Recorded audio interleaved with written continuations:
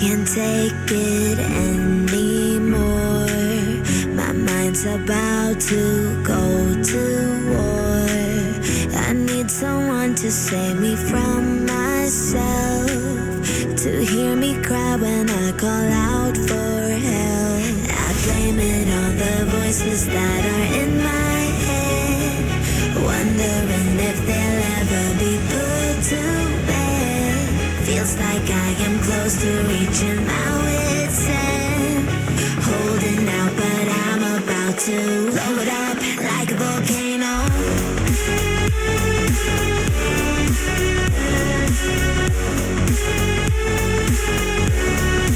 Like a volcano.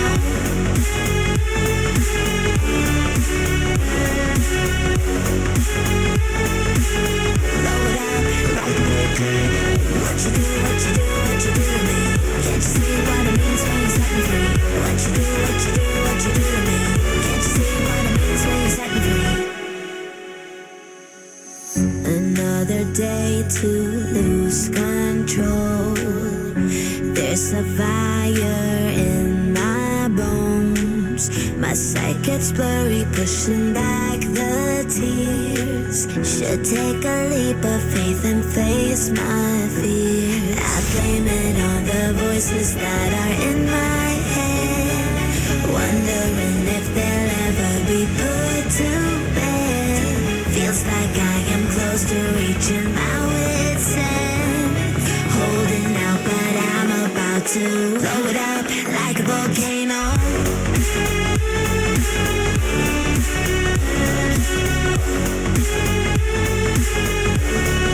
Like a volcano.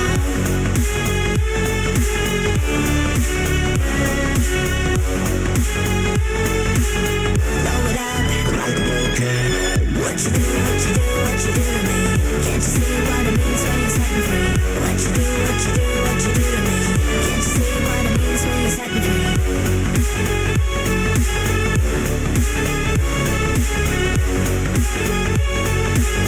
Blow it up like a volcano.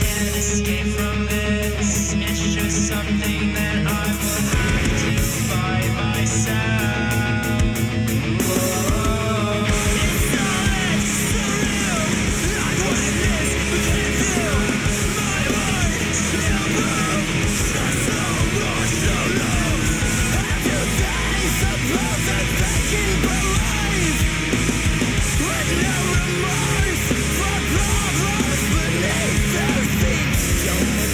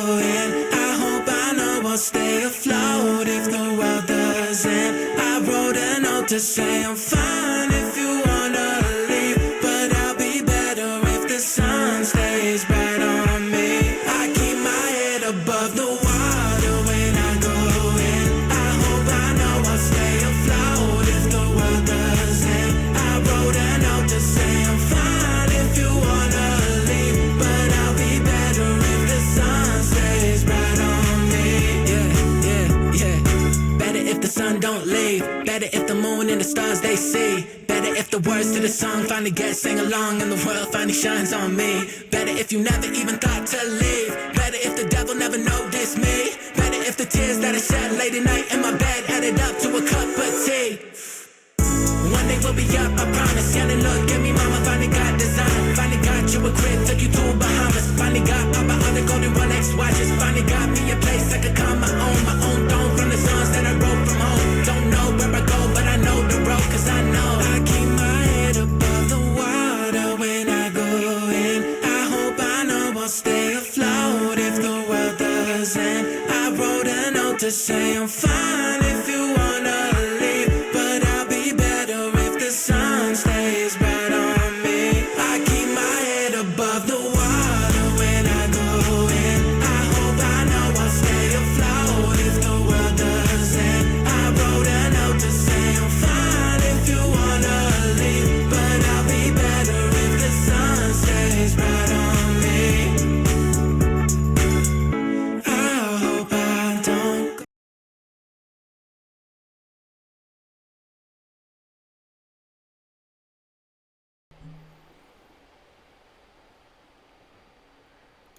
You're listening to the Brian Mansell Show here exclusively today, at least, on Twitch. Welcome to the show. My name is Brian. I am a sports media professional who's been in the industry now for a few years, and I have a podcast called the Brian Mansell Show. And on this podcast, we talk about a lot of things. Most notably, my favorite thing to talk about is sports, but I'm a big football fan. I'm a big football guy. Same thing goes for baseball, same thing goes for basketball.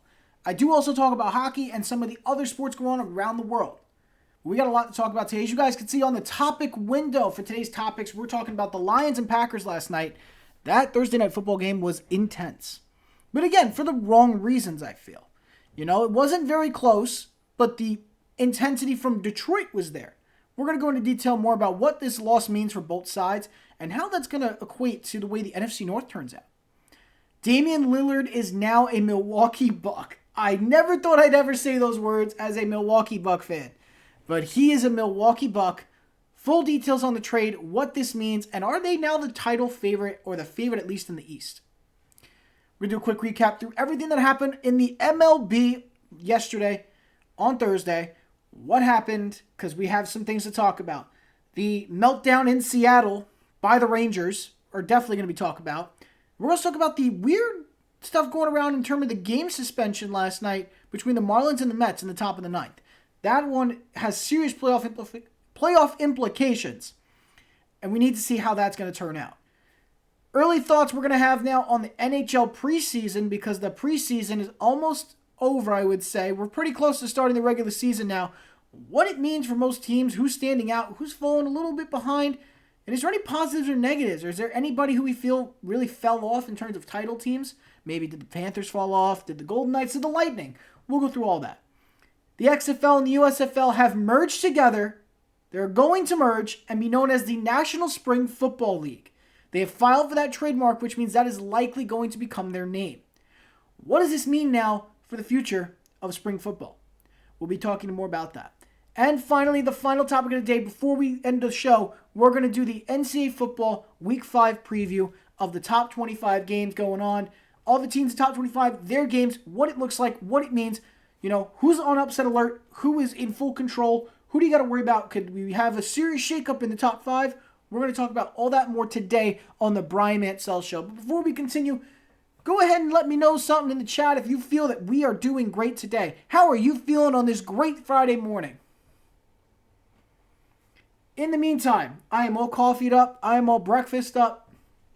First, before we start all this, let's talk about the future of this channel.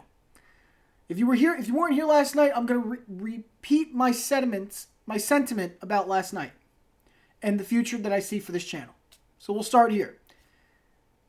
As a big sports fan, I feel like I have to talk to you as a sports fan. I'm not okay with the way I have performed lately. I'm not. You guys follow me and listen to the show because you want to hear the opinions, you want to hear the debates, you want to hear the passion. You want to hear about your teams. What do I think about your team as someone who studies the sport and is in the industry, learning things every day, building up his knowledge around multiple different sports? What do I have to say?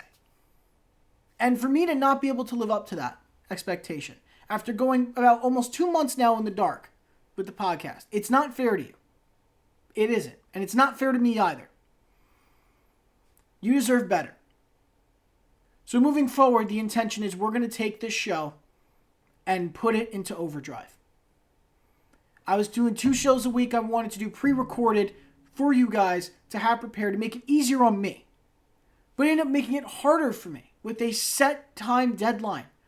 I was making everything more difficult for myself with how extensive my editing was and all the progress I was trying to make. Instead, this is my solution.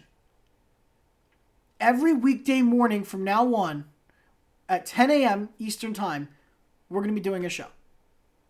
We're going to be doing a podcast episode.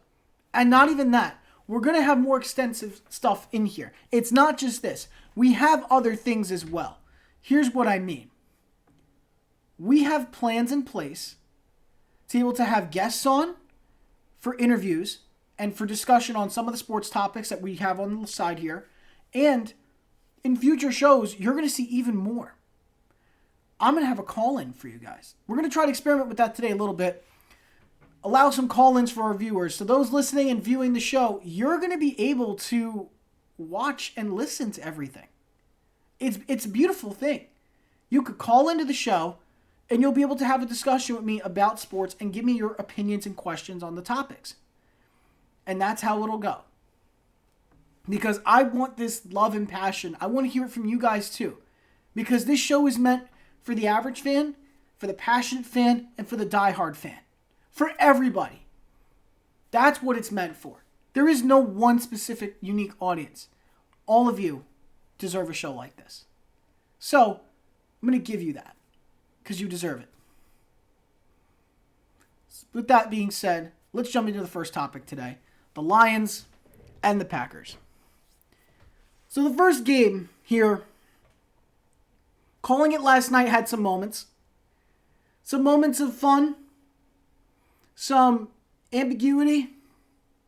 Some highs and lows. But I think overall what we want to talk about specifically is the Packers' implosion. Why did it go wrong? What happened with the Packers that made things go so bad? The Lions won last night 34-20. Now it doesn't seem like much. But to the average fan, it is a lot. And there wasn't a way for them to come back from that. They tried their best to fight. At halftime, they were down 27-3. They ended up losing 34-20. They were able to slow down the offense. I'll give them that. They were able to slow down the offense, but it wasn't enough. Jordan Love hit the marker. If you were a betting man last night, you definitely did okay. Unless you bet on Luke Musgrave, who had a concussion. But nevertheless, Jordan Love hit his markers. Hitting over 225 yards. Goff doing the same. But with the Lions, what I noticed that really helped them, despite the fact that they ended up making penalties to allow Green Bay to stay in the game, the Lions' rushing game is what was the real star. Because if you go back and you watch the tape, the Lions were running all over them last night. There was no answer from Green Bay. Green Bay had nothing for the Lions. They would rush Montgomery. Montgomery's going and grabbing chunk yardage every time. You're putting Gibbs on the ground in screen sets. He's exploding down for 11-yard gains. There was nothing they could do to slow down the run. They established it early. They put down their dominance. They made their presence known. And they put their foot down and played hard the entire game. And that's why they got the better of the Packers. When the run game is effective, the passing game is more lethal. We already knew Jared Goff could sling the ball. But we didn't know that this run game would be so potent and successful. Because David Montgomery was coming from Chicago where he really wasn't having a great time. Khalil Herbert was to be his replacement. He was getting more touches than Montgomery. Montgomery was having medical issues. The Bears couldn't utilize him. So, he goes to Detroit in the offseason. Starting opportunity, they draft Jahmyr Gibbs. Okay. A little bit of replacement for DeAndre Swift when they moved to Philly, which has worked out for both sides so far, I gotta say. But Jahmyr Gibbs isn't the starter. A lot of fans thought he would be, myself included. My fantasy team took a strong hit from that. But I digress. Gibbs made him into a pass-catching back. Montgomery, the ground and pound guy. As the ground and pound guy, he was able to slip through the Packers like it was nothing yesterday. His return from injury was beautiful. He couldn't have had a better return than what he put on yesterday. 32 carries, 121 yards, and 3 touchdowns on his own. That's a big deal. For the Packers, I'll say one thing. The game started off thinking the Packers were going to make it close, and it ended up not being the case. It's ridiculous. The first drive of the game, the Lions were terrible. They didn't look good. They looked like they were out of sync already, but it's just the first drive jitters, apparently. Goff throws an interception. He's thrown an interception in each of his last 3 games now, which isn't a good thing if you think about it, but at the same time, they're still winning the games. They're 3-1. 3-1 now. So, let's take it as it is. The Lions are doing good. But the first drive, he throws an interception, puts them right in field goal range. They couldn't finish the drive. They kicked the field goal, took a 3-0 lead. So how do you respond as a unit? Goff puts on a 7-play drive going right down the field, finds an open Amon-Ra St. Brown, and they get in the end zone right away, 7-3. Then they make Jordan Love's life a living hell. Because Love proceeds to throw 2 interceptions to the Detroit defense and pretty much takes Green Bay out of the game. They really were terrible in the first half. I can't stress it enough. That first half stats were horrific. They were massively outscored. They didn't even hit 100 yards as a unit in the first half. Detroit, on the other hand, was over 200 yards. Their offense was more potent, was staying on the field, extending drives, and moving quickly.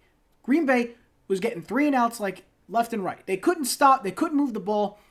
They couldn't get anything going. Love had no time in the pocket. He was struggling. He looked like Zach Wilson at times because of how much pressure he was getting. He looked stiff. He didn't look great and mobile. There was a lot of questions now about Love's legitimacy.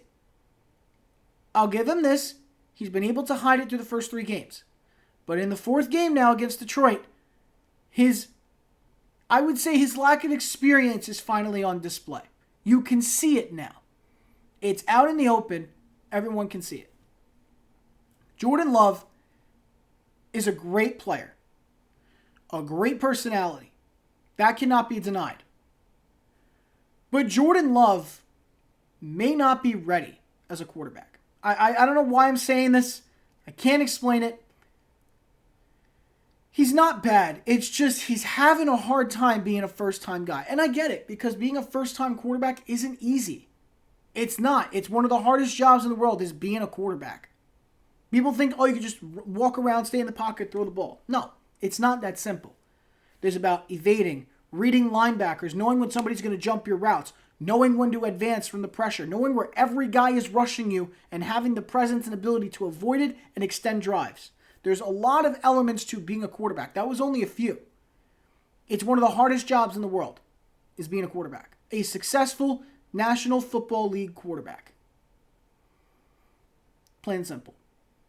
The best of the best have the arm talent, have the mobility, have the ability to read defense, have the high football IQ to be able to make early judgments and switch up plays and call audibles to get an advantage on the defense, have the ability to extend plays with their mobility and pocket presence. There's a lot of elements to it, and their footwork too. My God, their footwork is important. So as a quarterback, Jordan Love is still developing those skills. He came into the game with a 53% completion percentage, which was not good. That's never good in the league. You don't want to be below a 60. If you're below a 60, there's a problem. But I can say one thing with full confidence. He's going to get better. He'll get better. It's a little rough right now. Last night, 23 of 36. He completed over 50% of his passes, which is good. but he was also sacked 5 times. He got wrecked yesterday. He had a really hard time. The Packers offensive line was completely banged up. They had no answers for anything. Lions pass rush is so strong. When they come in and they get that hard hit and the initial engagement, they were bulldozing guys. At one point in the first half, they pulled up a stat. The blitz rate for the Lions the whole game was a 0 up to that point. They didn't blitz a single time, and they were getting incredible amount of pressure on Love. That tells you how bad the Packers' offensive line was. 0% blitz rate. They didn't run a single blitz play, and they were getting QB pressures and sacks. That's how strong their D-line is. So for the Packers now, you got to look and consider what are you going to do after this game? What do you have to do? Well, the good news is the Packers are going off to Vegas. So they got to play Vegas, and hopefully he'll be back with Jimmy Garoppolo next week. They'll have to face him. They got an extended break. They should be okay. But Jimmy Garoppolo and the Raiders are the team they're facing. You know, barring if he doesn't come back from the concussion in time and they have to use Aiden O'Connell or Brian Hoyer. Regardless, due to the incompetence I see in the Raiders coaching staff, this should be a game where Green Bay gets back on track and goes to 3-2. But again, this is the NFL. Anything can happen. Who thought the Cardinals were going to beat the Cowboys last week? Nobody. I sure as hell didn't, because I lost a bet on that. Thanks, Cowboys -6.5. And the Lions are going to continue their big successful run because next week they have the Panthers. This one will be in Detroit as well. So they're going to come out in their blue ski mask playing tough as the villains that they are, according to C.J. Gardner-Johnson. And they're going to hopefully handle the Panthers and put them to rest. But who knows? Bryce Young could have solutions. Bryce Young could have a phenomenal day and let everybody know this is why I was the number 1 overall pick. But right now, that could be a topic for another day when we talk about really the quarterbacks right now. Because I have a full list of questions about these rookies. So far, the best one I've seen, by the way, I'm putting it on record right now, is the guy I predicted around draft time. C.J. Stroud has looked the best of all the quarterbacks. He could be, very well, the first Ohio State quarterback to pan out in the NFL. Could be the first. And Bears fans, I'm not talking about Justin Fields. He doesn't even get a pass. I said it since day one. He was not going to pan out in this league. Ohio State quarterbacks typically don't work. And when you watch his tape, he had questions with his arm. He had questions with his decision making. He tends to run when he shouldn't have to run. And he just can't breathe at this point with the pocket he's in. The offense he's in. Everything is built against him. I'll say it's built against him for now. I'll say it's built against him. In a fresh setting where he's got all the time in the world and he doesn't have to panic, where he can hit the reset button, that's different. But on the Bears, he's not going to work. I consider a trade personally, but, trade, tank, get Caleb Williams or Drake May. Do what you got to do. Go ahead. Do what's best for you. I mean it. That's what the Bears need to do. But again, I'm continuing on the Detroit Lions trend here. Goff, 19-28, 210 yards, a touchdown, and an interception. He was sacked twice last night, but he rebounded from that first interception. He had a phenomenal game. On the ground alone, which still impresses me to this day, 211 yards on the ground. 121 of those were from David Montgomery, but the other guys, Khalif Raymond, the wide receiver, had a really nice little wide receiver run around where he actually got 40 yards. And that matches what Jahmyr Gibbs put up last night, 8 for 40. And then you could add Jared Goff to that list because he had 2 carries of his own for 10 yards. He was very good last night, I have to say. Jared Goff was making some phenomenal decisions, playing like the game manager QB he is. He looked like the LA Rams Super Bowl year quarterback he was. Receiving core all the way around did okay. They did okay last night. Amon-Ra St. Brown, 56. Sam Laporta, 56. Josh Reynolds, 69 yards. He was the leading receiver. Compared to the Packers, Romeo Doubs, 95 yards. Jaden Reed, 55. Samori Toure, 35 on 1 catch, by the way. Josiah Tahara, 34 yards on 4 catches. Christian Watson made his return officially in his first start of the season, 2 catches, 25 yards, and a TD. Everybody else had 5 yards or less. So 5 yards would be for Tucker Kraft. But nevertheless, the Packers looked like a shell of themselves last night, and Detroit was handing them the game at some point in the second half, and they just didn't take it. They were like, you know what? No, you can have it. No, you can have it. We don't want to win this game. At least show some fight. And the Packers just wouldn't budge. They wouldn't fight. So the Lions win the game. The Lions got the Panthers next week. I fully expect to win there. Same goes for the Packers next week against Vegas. I expect to win there. If Packers don't win that, then I think it's Detroit's division to lose officially. But they need to get back on track. The only way you rebound from a bad loss is getting a big win. That's it. You never want to lose 2 in a row. Because once you lose two in a row, you start to lose your momentum. You start to have doubt. Big example. Look at the Jets. They lost Aaron Rodgers. I'm sure it's a little bit of a stretch because their quarterback's gone. But won the first game against the Bills. Lost the next 2. You lost to the Cowboys. And you lost to the Patriots. You shouldn't have lost to the Patriots. I'm saying it right now. You shouldn't have lost to the Patriots. But it is what it is. So that's it for Lions-Packers. That's the recap for you. So let's move on to the next topic now that we got past the Lions and Packers here. Damian Lillard is a Milwaukee Buck. As you can see by my smile, I am so happy. I'm so happy he is a Milwaukee Buck. I can't stress it. It's enough. It's like, I wish there was a live video of how I reacted when I saw the news. Because the way I was screaming like a little girl is, that's an understatement. But nonetheless, I mean, you got to go back and you got to think about certain things. Let's go back and think about this.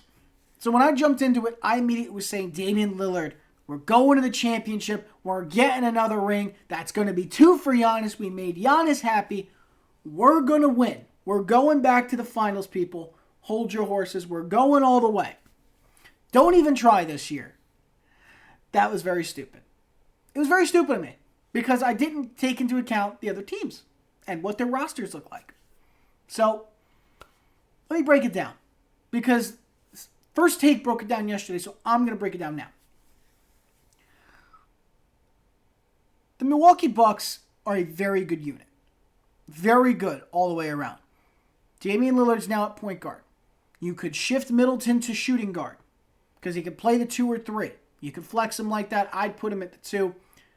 In the 3 spot, flex Bobby Portis to the 3 because he's a 3-point shooter. He could actually hit 3s now. And he can still run and dunk and do what he got to do. Put him at the 3. That's your small forward, Bobby Portis. Power forward, Giannis. Center, Brook. Phenomenal starting unit. Phenomenal. That bench has been the question. But you're talking still Jay Crowder on the bench. Talking AJ Green on the bench. Pat Connaughton. If he's consistent, that is. Robin Lopez, I don't know why I just brought him up, but I did. And you got a rookie in there, Chris Livingston. And you got Andre Jackson Jr. There's a lot of good guys in the unit overall. Oh, and how could I forget the guy himself that's supposed to be the future of Milwaukee moving forward? Marjon Beauchamp. He's supposed to be the big star, the next up-and-coming star. He had to give up his number 0 to Damian Lillard so that he could get number 3. And it's just, I'm really excited for this team. I think they could really make some noise, but let's talk about the thing I talked about yesterday. There's an important point that has to be talked about with these teams. We are too quick to jump the gun with duos and say, that's a championship duo. That's a championship roster. That's a championship team. We're very quick to do that. But I'll say this.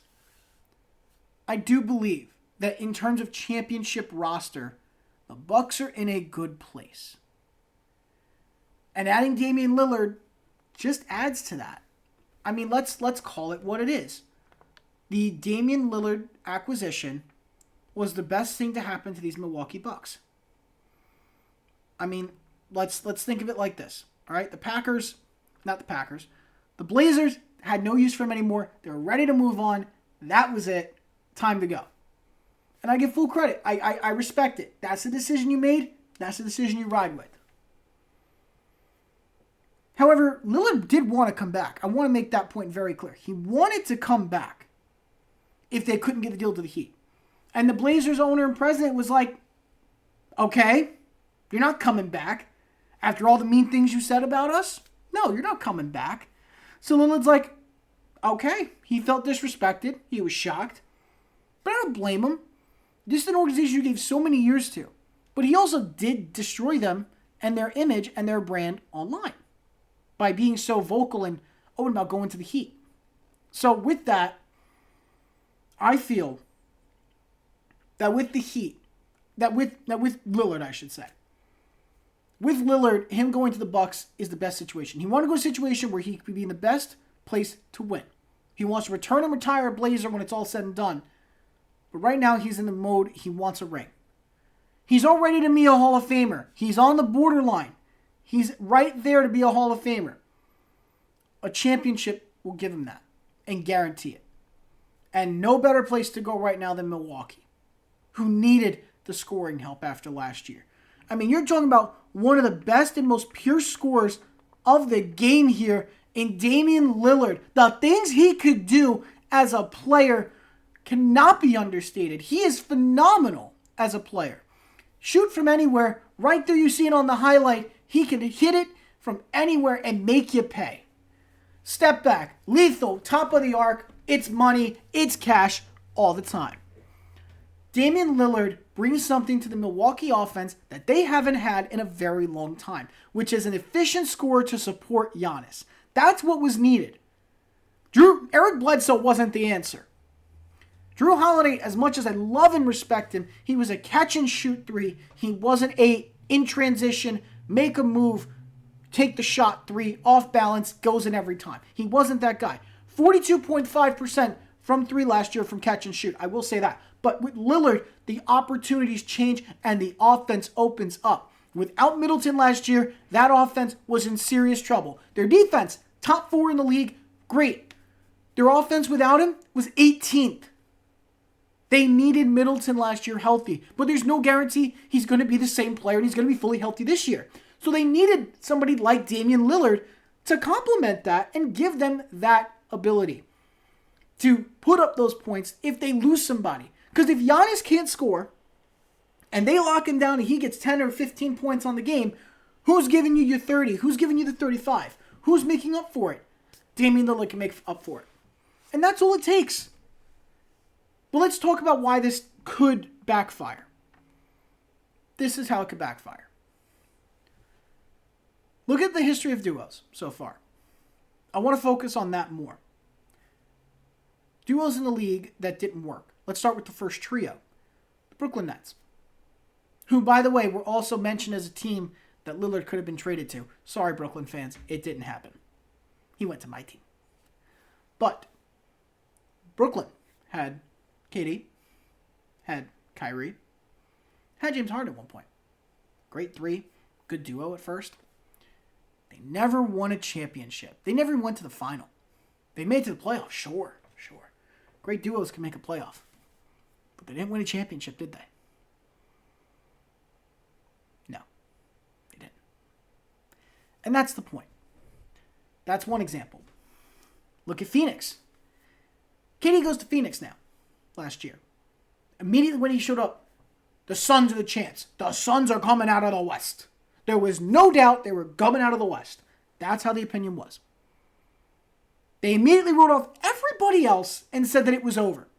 They were going to win. What happened?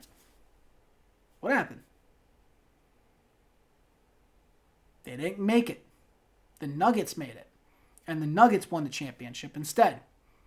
Because of how good their unit was. They didn't have a phenomenal duo like these other teams do. You had KD and Booker together. How much more could you ask for? Didn't work. Denver had Jamal Murray and Nikola Jokic. Jokic, one of the best players in the league by far, by the way. One of the best by far.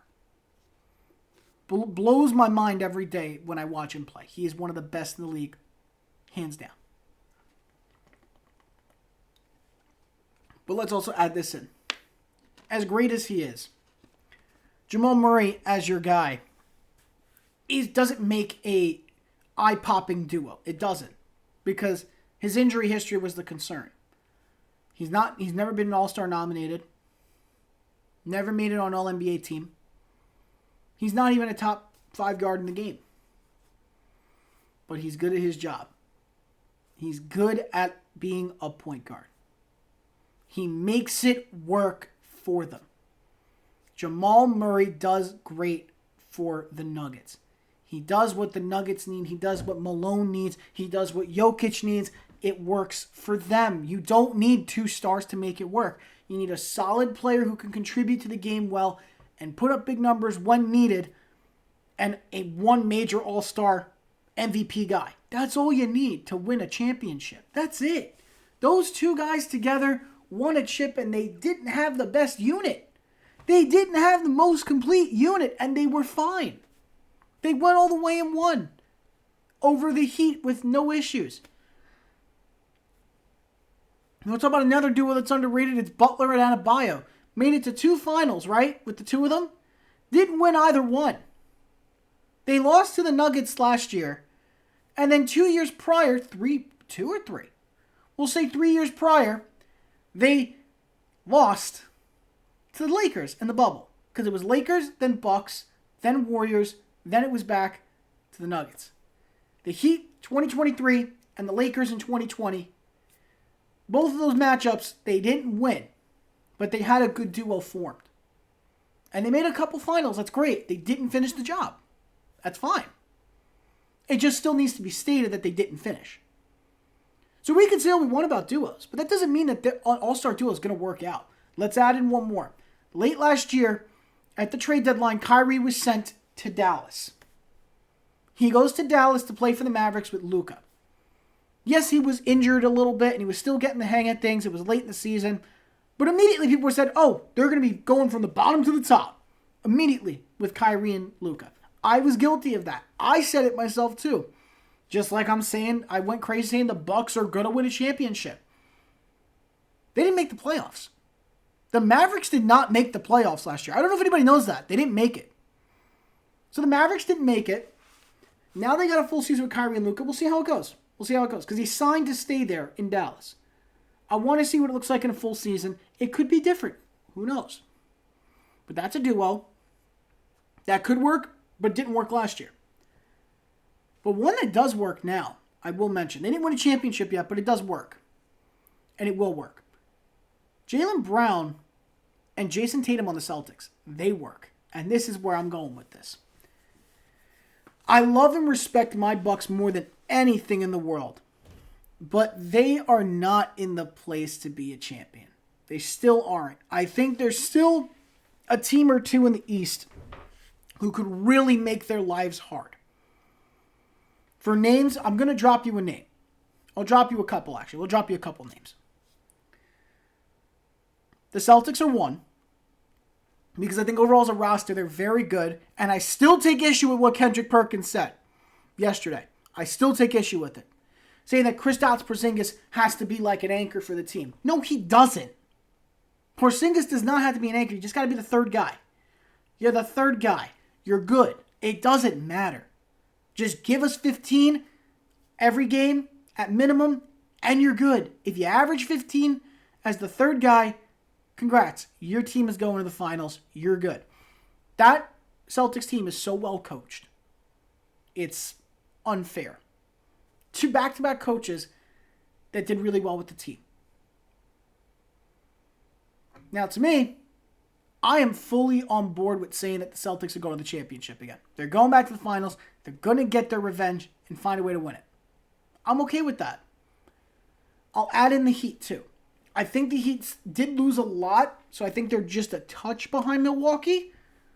But you can never count out Jimmy Butler and Bam Adebayo. You just can't. They're a good unit. And they got a healthy Tyler Hero. Hopefully things stick up better for them. Their bench can still facilitate some things because last year their bench was why they went so far. Along with, Butler going crazy. But they really had such a good year last year in the playoffs. But this year, could it be the same? Can they replicate that? That's the question. As a unit, you could argue them up there. I think they're still a touch behind Milwaukee. Philly, don't even get me started. They're not doing anything this year. Don't even get me started. Didn't do anything. They still got to trade James Harden. Doesn't want to be there. So, goodbye, Philly. The Knicks. If the Knicks make a good trade, I can move them up. I can move them up a bit. And here's why. Brunson is a godsend for New York. He's one of the best guards they've had in a very long time. One of the best. Julius Randle works for them right now. Mitchell Robinson and Hartenstein work for right now. But they need defense, and that has been their biggest problem. They don't really have a catch-and-shoot guy that can get it every time. They don't have that with Randle. They have it with Brunson, and they have it with Josh Hart, but they don't have it overall in the guard room. Drew Holiday would fit that. Because for those who don't know, when that trade went through yesterday, Drew Holiday was sent to the Blazers, and Drew Holiday is getting moved by the Blazers. So because he's getting moved, there's an opening.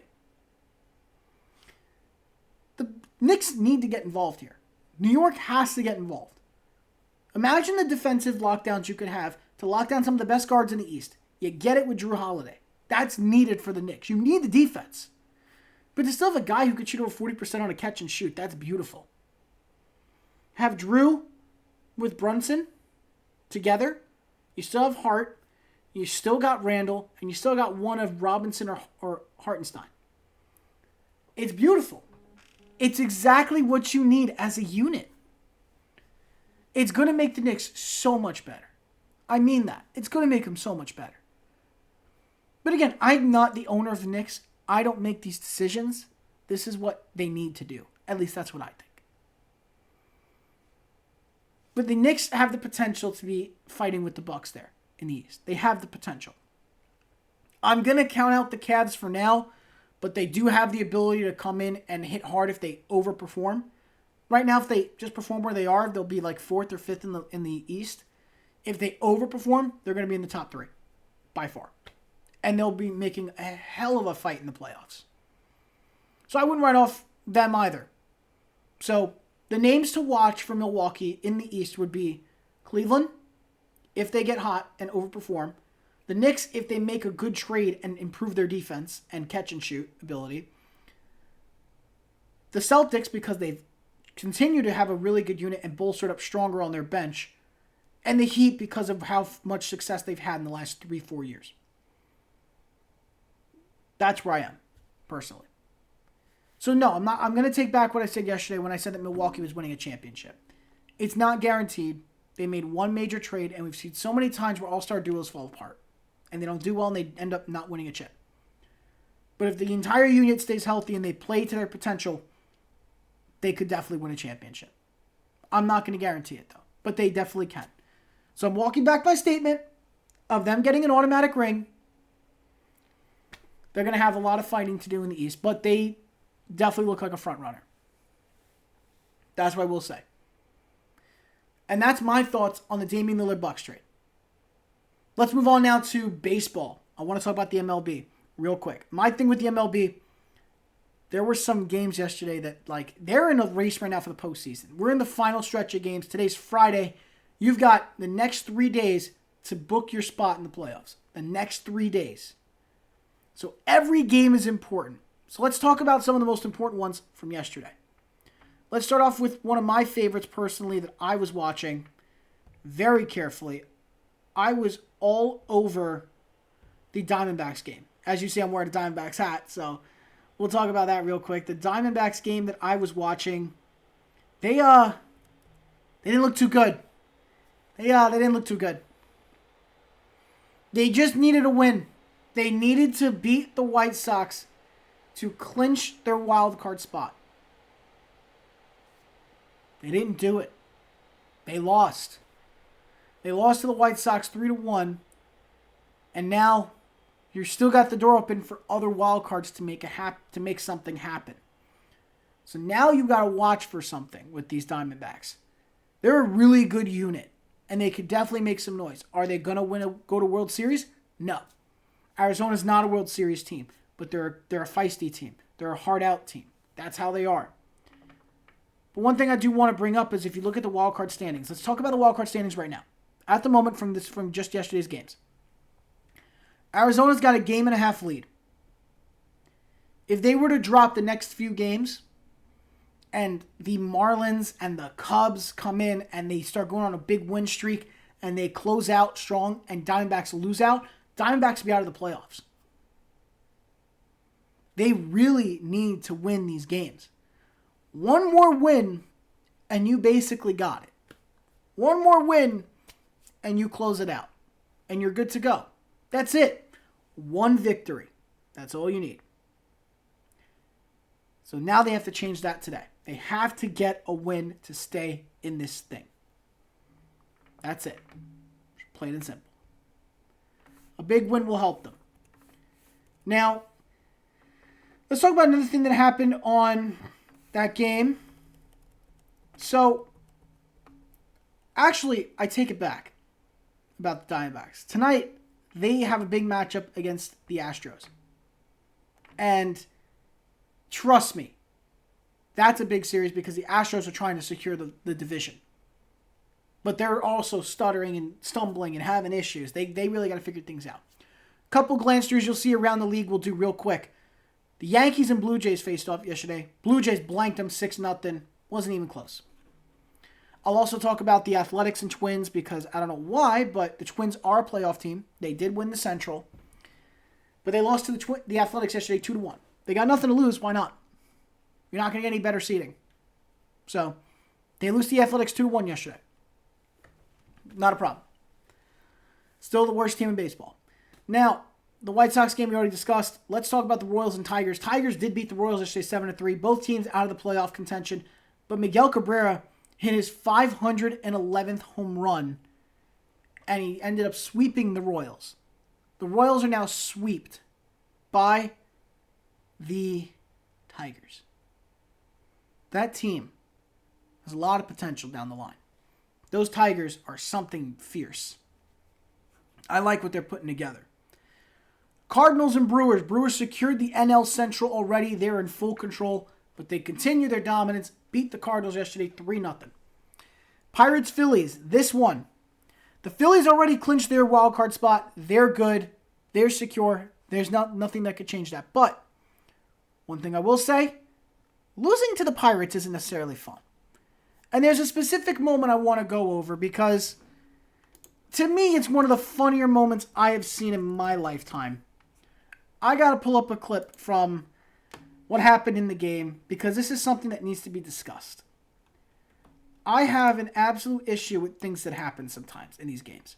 So I want to pull up a clip, and I'm a big opponent about this. I've talked about it a lot. I hate the way the umpires work today. Some of them make some of the worst calls you'll ever see in your life. You start questioning your own sanity watching them. This is no different. This is a clip I'm going to show you from the game yesterday. Here it is. To get there this year. 3-2 pitch. It's low and in. Ball. Oh, they said he went around.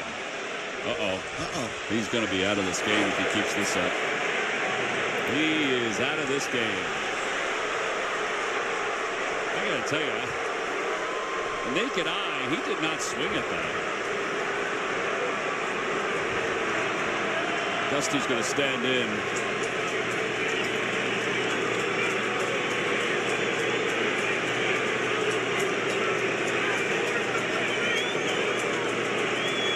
Man wants to play.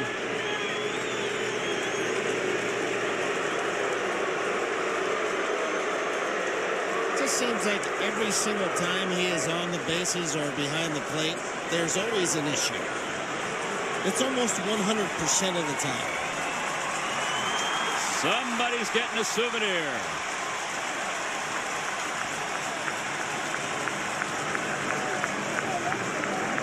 Well, you decide.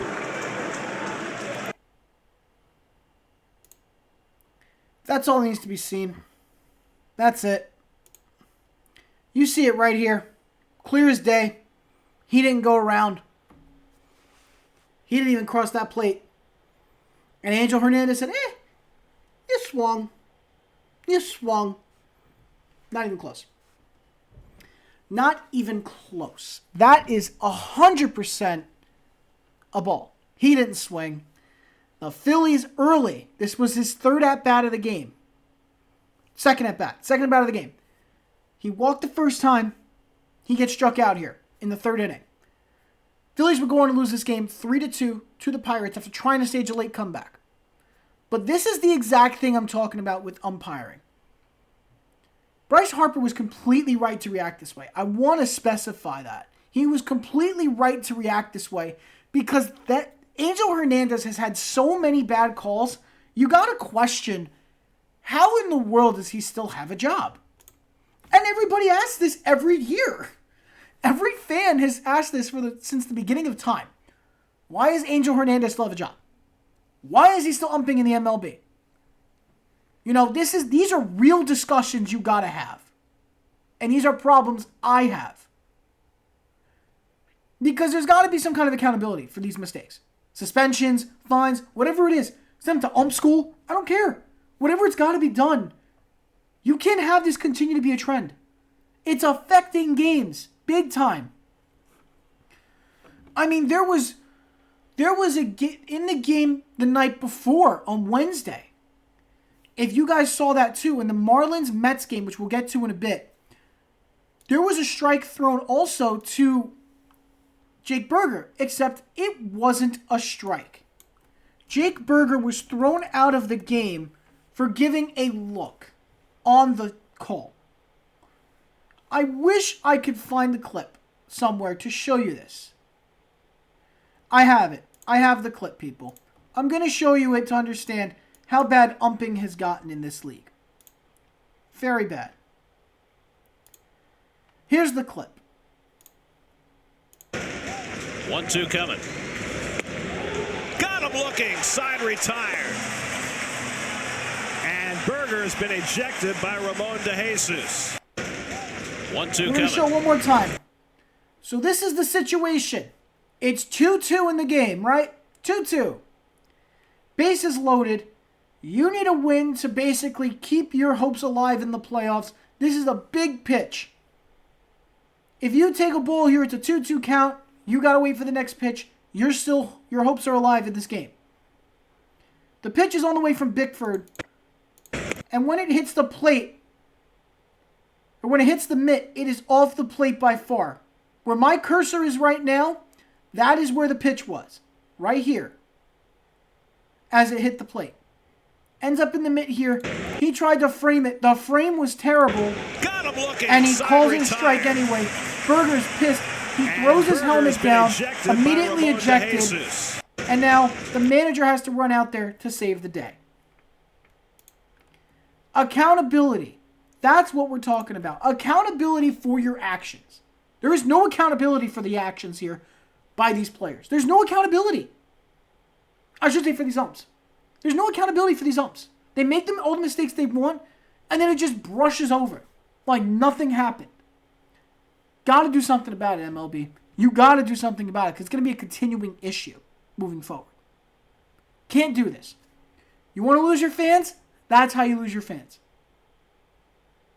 Don't lose your fans because you're afraid of getting sued because an ump wasn't making the right calls and doesn't know baseball. Plain and simple. There's got to be an accountability thing.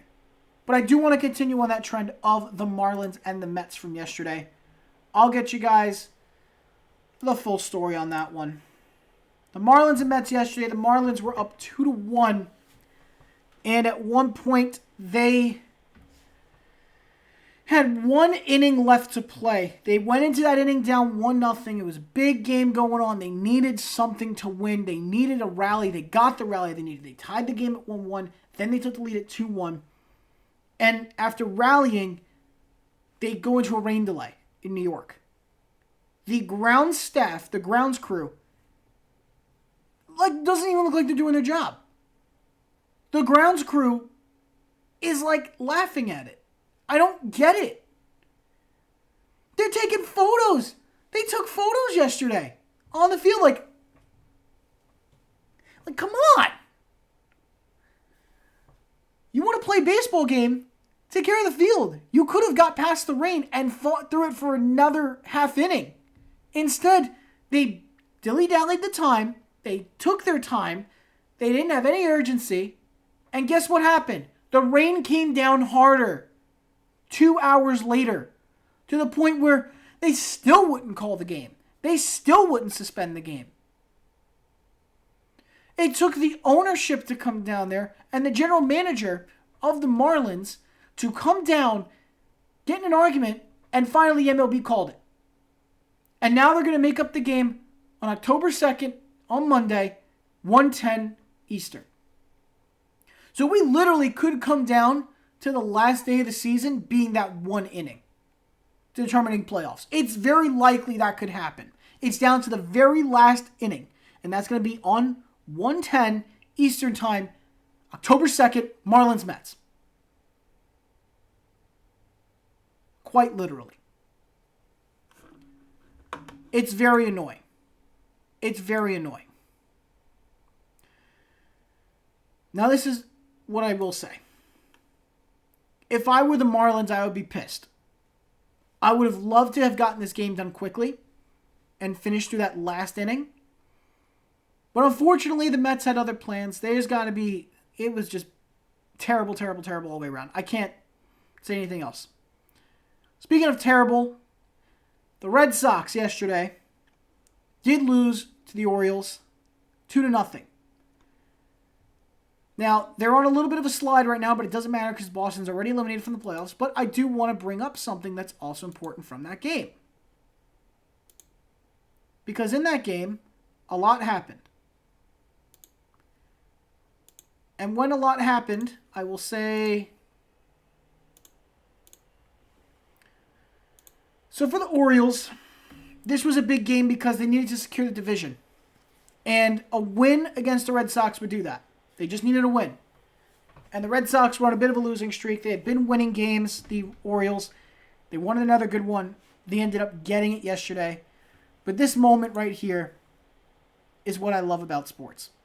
Because the Orioles had been such a team that had been looked over for so long. And they had their moment yesterday. To celebrate. 1 out to go. The 1-1 to Story is grounded at third. Ramon Urias from third.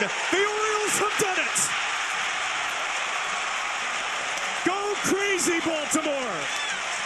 You are the new champions of the American League East.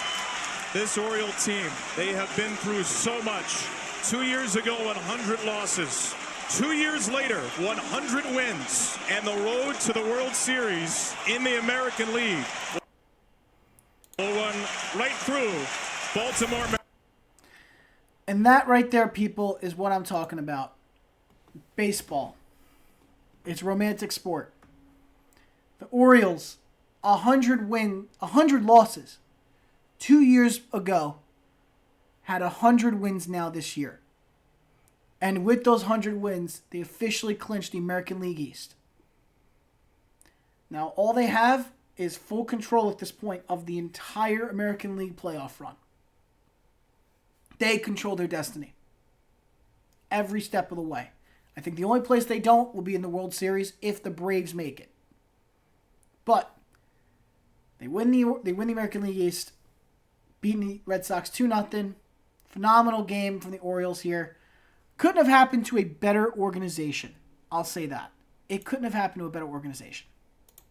Because the Orioles had so many questions over the years about, are they back? Are they a good team? Are they a bad team?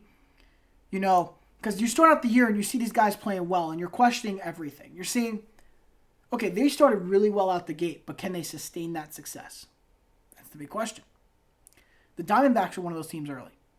Diamondbacks were running over everybody. There was no competition. The Pirates even were starting off really hot in the first 50 games. After those first 50, they started falling off. And they slowed down, and the Pirates didn't make it. They were eliminated. They didn't make the playoffs. The Diamondbacks went from being full control of the division to now settling for wild card, if they win. That is, if they beat the Astros tonight, they could do that. But it's great to see a team like Baltimore come in. Everybody expected them to be out, nothing from them. They're going to be a team that is in a rebuilding phase, not a great team, good young group, scrappy, could get some good wins, maybe a 70-win team. Nobody projected they were going to go ahead and win the division and have the best record in the American League. That was not expected. But those Orioles are something special, man. I love those Orioles. Those Birds are a phenomenal team. I love how scrappy they are. I'm not a fan of their owner. I'll say that outright. I'm not a fan of their ownership, especially after what they did to that broadcaster. But for the city of Baltimore, this is big. And I'm very happy for them. I hope they go far. I really do. I have no hate for them. No animosity, nothing. They're fun to watch. They're a good group of guys. Nothing but love and respect for them. So congratulations to the Orioles. American League East champions. 100 wins. Absolutely incredible. But let's bring this out now to a couple more games that happened yesterday. The Cubs and the Braves. Big game because the Cubs are still fighting to get their wild card spot. And they lost to the Braves 5-3. They couldn't have that happen, and it happened. They lost to the Braves. Can't do that. Because when you face a team like the Braves, they're going to make your life a little hard. It's what they like to do. The Braves are a feisty team. They always have been, they always will be, and they are currently the best team in the MLB by far. They're already the favorites to go far and go into the World Series and everything. They are like the top dog. If you beat the Braves, it's going to be written in the stories everywhere. You just can't lose to the Braves. It's the way it goes. You just can't. They're just that good of a unit. And so now, for the Cubs, this is bad news. Because for the Cubs, they are in a tight spot. They have been on a bad slide the last few games. They have been on a bad slide. They could not afford to lose this. They have now lost 3 in a row and only won 4 of their last 10 games. Now, the reason why it's bad news is because now they're a half game out of a wild card spot. That's why I said the Marlins game was so important. If the Marlins would have been given that game against the Mets, they would have a 1-game lead on the Cubs. Instead, they're at a half game with that suspended game. So now you have to wait till October 2nd on Monday to see how this goes. It's embarrassing, to say the least. I'll say embarrassing is the best way to put it. But not the only team that's still fighting in. So for those who don't know in the playoff outlook right now, let's talk about it in the National League before we move into the American League again. The Phillies are the number 1 wild card. By far, perfectly fine. The division winners are already settled. The Dodgers have the West, the Brewers have the Central, and the Braves have the East. In the wild card spots, the Diamondbacks have not clinched yet, but they have a 1.5 lead right now for the second spot. The Miami Marlins are currently in the third and final spot, and behind them are the Chicago Cubs at half a game, the Cincinnati Reds at a 1.5, and the San Diego Padres somehow at 3.5 games. If the Marlins would have won the game yesterday, the Padres would have been eliminated. But they suspended it. So somehow the Padres have a glimmer of hope again. I'm just as flabbergasted as everybody else here that they're still alive. A 79-80 team is somehow still here. I don't know. You can't make it up. But it's the truth. And the Cubs losing this game has now put them back. If they would have won against the Braves yesterday, they would be tied with the Marlins for that spot. Now they're down. And the final series is coming up. And in this final series for the Cubs, they've got the Brewers. And you need to beat the Brew Crew. Big time. That's an NL Central team. They're going to make it very hard for you. Your rival's going to make it very hard for you to get in. They always do. For the Marlins, their final series is the Pirates. It's in their hands. The Miami Marlins have the playoffs in their hands right now. You cannot squander this. You've got the Pirates. Do not lose to Pittsburgh. And the Diamondbacks have Houston. The Reds in their final series have the Cardinals, so it should be manageable. But at the same time, the Marlins, the Cardinals are The Cardinals are still a division rival, so anything can happen there. But the Reds should be fine. And then the Padres, who have no hope, who have a less than 0.1% chance to get into the playoff right now, have a series against the White Sox to close it out. So, right now, you're talking 5 teams right now still fighting. I won't count the Padres, we'll say 4. Unless some boring, massive miracle happens and they squeeze in. It's 5 games. It's 4 teams. 4 teams. 2 of them can get in only. Right now, that's the Diamondbacks and Marlins. I think the Diamondbacks will hold on and get it. The Marlins it's between the Marlins and the Reds, I think, for the final spot. I don't think the Cubs are going to be able to pull it off. The Brewers are going to get the better of them, and they're going to miss out because the Brewers don't want the Cubs in there. That's just the way it is. So, that's National League in a nutshell. But let's go to the American League wild card and talk about it a little bit more. Speaking of the Dodgers also, they did lose to the Rockies yesterday 14-5. It was not pretty. Not a good loss for them, but doesn't matter. They got 98 wins. They won the division already, so they're set. But the final game of the night, the Rangers and the Mariners, that needs to be talked about. Because the Rangers and the Mariners somehow, I didn't think it was possible to blow a game pretty bad. They proved me wrong. They proved me wrong. Mariners were behind most of the game. Came down to the 9th inning, and you had to bring in Yankee legend, Mr. Aroldis Chapman, to try to get him out of the jam. It took Aroldis Chapman to come into the game to try to change things. Now, were they able to... Now, keep in mind, bottom of the 9th, you're up 2-1. You need a big win, right? You need something to keep this alive. Aroldis Chapman's under the most pressure in the world. You win this game, you've got the playoff berth for the Rangers. They're going back to the playoffs. You need this badly. But can he maintain that? Can he achieve it? Well, let's find out. Runs aboard, and the winning run is up at home plate, and Dylan Moore through the hole. Another base hit. They got a man on first and second, no outs. What is Chapman going to do? The man who throws the fastest fastball in the world hits the batter. And they said it was a ball 4. He loaded the bases with no outs. And here we are at this point for the Mariners, fighting like crazy. Ford Center field, not hit deep. hits it, pops it up, it's caught, and that is out number 1. And that's out number 1. It was shallow. For Jose Caballeros. Now here comes Rojas. Smacks it up, Could be playable for Young, and it's he caught got it. Raleigh at the tags, baseline. and He throws it down the retreats line, to and a third. run does not score. Wow. What a play there from Josh Young. So that'll leave it up to J.P. Crawford to get So now a clutch J.P. base. Crawford comes to the plate, right? 2 outs, bases loaded. They need 1 run to tie it and 2 to win the game and walk it off in the 9th. What does J.P. Crawford do after Aroldis Chapman loads the bases? Gonna try to win this game. Slicing drive, Carter back. He can't get it, and the Mariners win the Bounced it off the wall for a double, and the Mariners win the game 3-2 and walk it off. Continues. Pure joy here at T-Mobile Park. JP's getting mobbed out in center field. The Mariners come from behind and win it. A final score of 3-2. And that, ladies and gentlemen, is what happened last night. So all they needed was a big win, and instead they choked it away.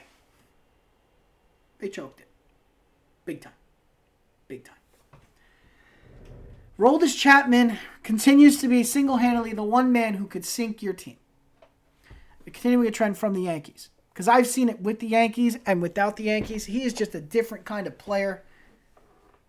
It's a little embarrassing sometimes. I feel bad for the guy. One of the best players in the MLB I've ever seen. One of the best relief pitchers. One of the fastest pitchers, too. And what happens? He just can't close it. Can't close the game. You can't have that. So now, with that loss, the question is, how does this impact the standings? So currently in the standings, with the loss by Texas, they now have a 2-game lead still over the Astros, who are the next closest team. The Rangers will have to face the Mariners again tonight.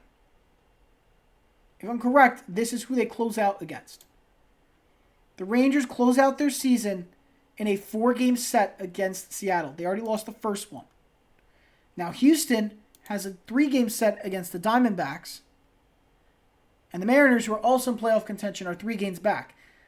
Wouldn't it be something if the Astros lose 2 of 3 to the Diamondbacks and the Mariners sweep the Rangers?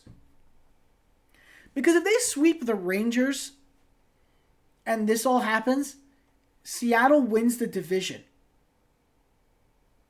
I'm not joking. They win the division outright at that point.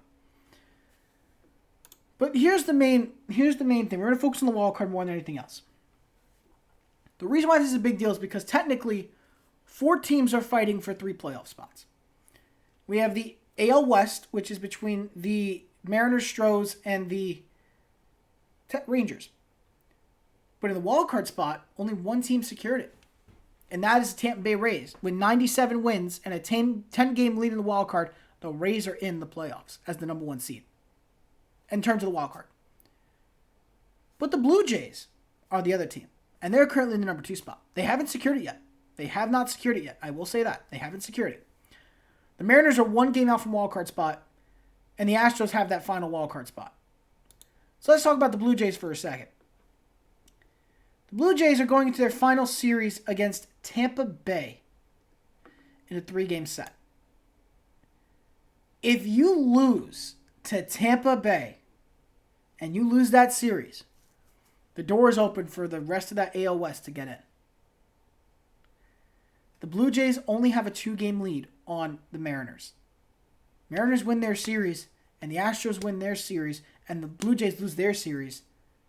It's over, folks. It's over. The Toronto Blue Jays will miss the playoffs. So the wild card this weekend is in full swing, full effect. Everything's open. Blue Jays have a 2-game lead technically and have the 2nd spot. Astros holding on to the 3rd spot and have a 1-game lead on the Mariners. The Mariners 1 game back and fight in, and they could still win the AL West somehow. Very weird. But that's why this is so much fun. Astros Diamondbacks 3-game series this weekend. Mariners got a 4-game set against Texas this weekend. They already took the first game. They got 3 more to go. The Blue Jays, 3-game set against the Rays. How does that go? And the Rangers, 4-game set against the Mariners. Already lost the first one. What do you do the next 3 games? It's going to be very entertaining and something to watch, and I'm so excited. I can't say it enough. I'm very excited. I'm almost shaking at the idea of it. It's so much fun. But yes, MLB playoffs, race to the postseason this weekend. Stay glued to your televisions. It's going to be insane. It's going to be crazy. So, yeah, that is what's going on in the MLB. That's what happened yesterday and the playoff outlook for the weekend. Most important thing, make sure to remember all those things because anything can happen. Now, let's talk about something else. Let's shift topics now to something else. We're going to go now into the NHL. We talked about the Lions and Packers. We talked about Damian Lillard and the Bucks. We talked about the MLB. It's time to give the NHL some love. So let's talk about their preseason so far. The NHL has some interesting things going on. The biggest story right now that's really affecting everybody is Andrei Vasilevsky is going to miss the first 2 months of the season. He apparently is dealing with a injury to repair a lumbar disc hernia. He has a hernia in his lumbar disc, and he had to get a discectomy. Now, this is a 5-time NHL All-Star and a winner of the Vezina back in 2019. This is not a guy you want to see go down and hurt. This is going to put them down big time. He had a back issue for a while now. He now had surgery. Now he's got to recover. So it's going to come down to their backup to help them off to an early start. I think that's a team that could totally collapse and fall apart easy early. Now, in terms of everything else, Bedard for the Blackhawks, looks phenomenal. He debuted already for Chicago. He looked really comfortable, looked pretty natural. The kid's a future star. I love the way he looked on the Blackhawks. Can't say it enough.